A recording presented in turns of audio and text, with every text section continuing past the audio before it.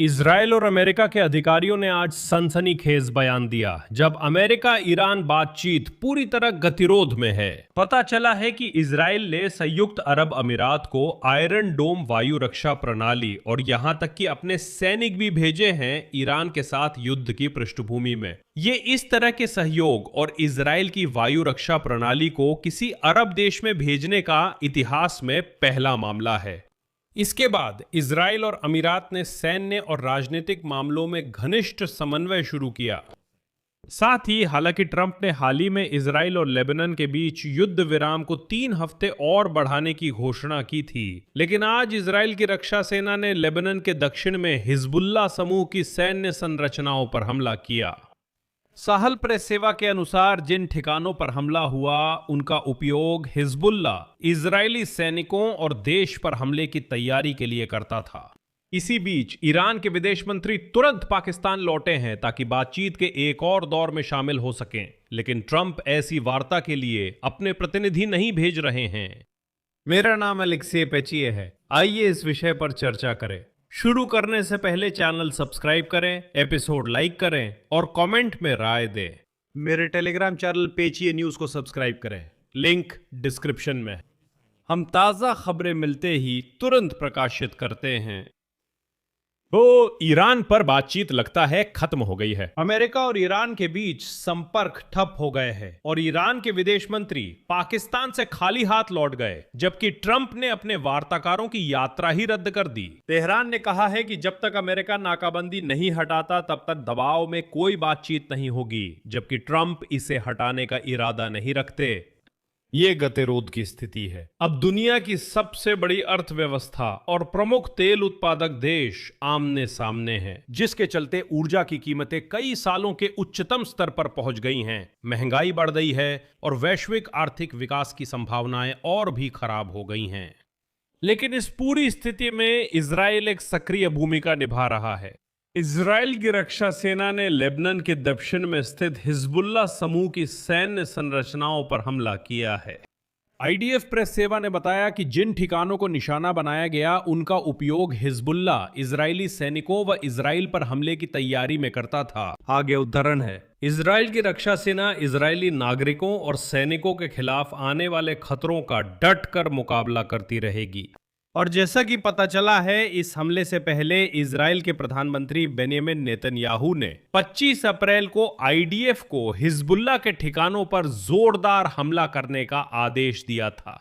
Netanyahu के कार्यालय ने कहा कि यह फैसला हिजबुल्लाह के युद्ध विराम उल्लंघन के बाद लिया गया, तो इजराइल ने जवाबी हमला करने की घोषणा की।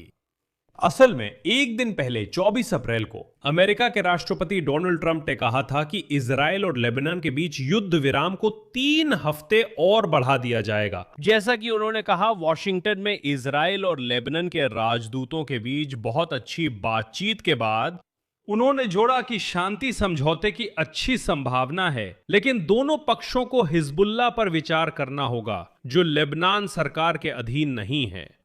ट्रंप ने चेताया कि यह संगठन संघर्ष विराम विफल कर सकता है और इजराइल को अपनी रक्षा करनी होगी, जैसा इजराइल ने आज किया।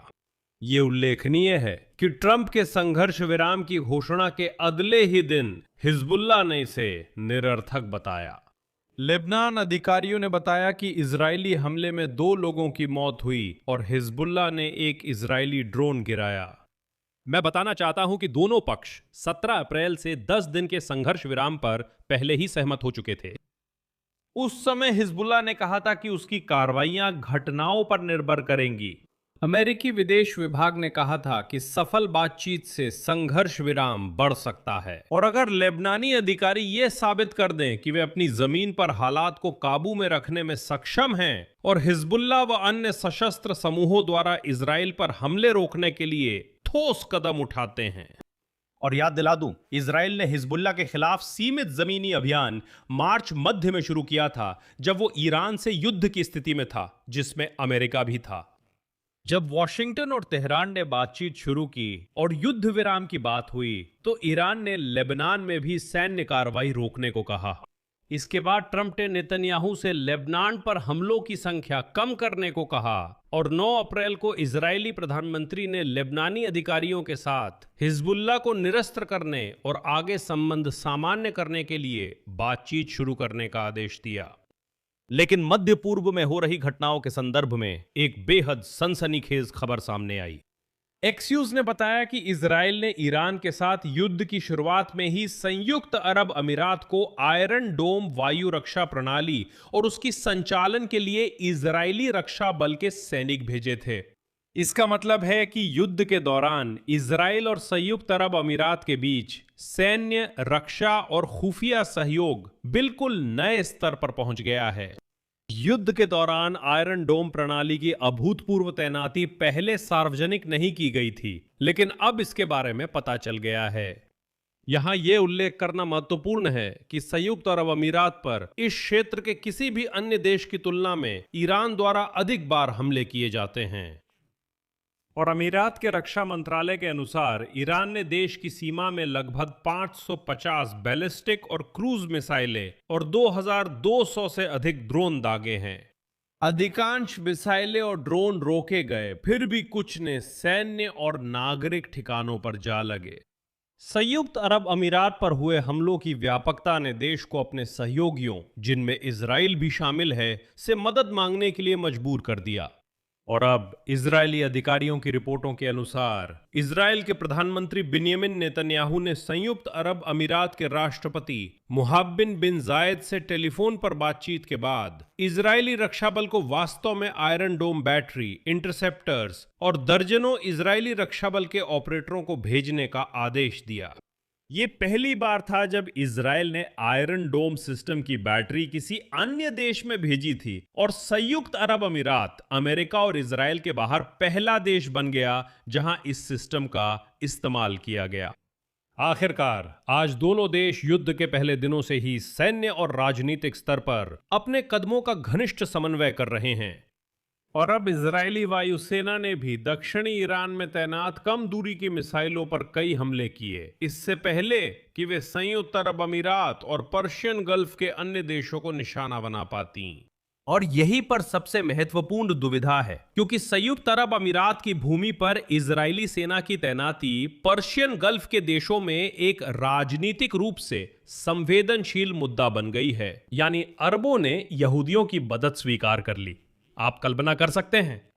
हालांकि अमीराती अधिकारियों के अनुसार ईरान के साथ युद्ध ने संयुक्त अरब अमीरात के कई लोगों की सोच बदल दी है। इजराइल और अमीरात ने 2020 में शांति समझौते पर हस्ताक्षर किए थे और तब से गाजा पट्टी की स्थिति जैसे मुद्दों पर कुछ मतभेद जरूर उभरे हैं, चाहे वो इजरायली हों या अमीराती। अधिकारियों का कहना है कि फिलहाल साझेदारी अपने इतिहास के सबसे ऊंचे स्तर पर है। यहां मैं विराम लगाता हूं। अपनी राय, अपने निष्कर्ष इस एपिसोड के नीचे कमेंट में लिखें। चैनल को सब्सक्राइब करें, बेल आइकन दबाएं और लाइक करना ना भूलें। अगर आप इस YouTube चैनल को सपोर्ट करना चाहते हैं तो डोनेशन या पेड स्पॉन्सरशिप सब्सक्रिप्शन लिंक से कर सकते हैं। आप डिस्क्रिप्शन या स्क्रीन पर दिख रहे QR कोड से भी कर सकते हैं। आपकी मदद के लिए आभारी रहूंगा। अपना ख्याल रखें। अलविदा।